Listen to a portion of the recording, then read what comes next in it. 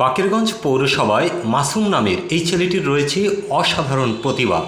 তিনি ঠিকমতো কথা বলতে পারে না, তার মুখ থেকে সুন্দরভাবে কথা উচ্চারণ করতে পারে না তার তালু ফাটা থাকার কারণে। কিন্তু এই ছেলেটিকে অনেকেই বাকেরগঞ্জ পৌরসভা জেএসইউ হাই স্কুল মাঠে দেখে থাকেন প্রতিদিন সকাল বিকাল সাইকেল নিয়ে নানা রকমের কসরত করতে থাকে। আর এরকম প্র্যাকটিস করতে করতে তিনি সাইকেল চালানোর নানা কলাকৌশল রপ্ত করেছেন, যা দেখে পথচারীরা থমকে দাঁড়ায়।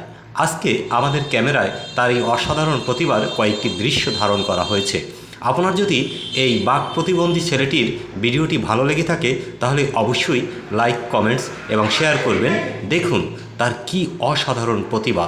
এভাবে তিনি বাকেরগঞ্জ পৌরসভার সামনে জেএসইউ হাই স্কুল মাঠে বিভিন্ন সময় সাইকেল নিয়ে তার এই সমস্ত খেলাগুলো প্রদর্শন করে থাকে এবং দর্শকদের উৎসাহিত ও আনন্দিত করে থাকে, যা দেখতে সত্যিই দর্শকরা বিমোহিত হয়ে পড়ে। তবে ছেলেটি সুন্দরভাবে কথা উচ্চারণ করে বলতে পারে না, তিনি কথা বলতে পারে না। তবে তার এই প্রতিভা দেখে সবাই তার জন্য প্রশংসা করে বেড়ায় প্রতিদিন।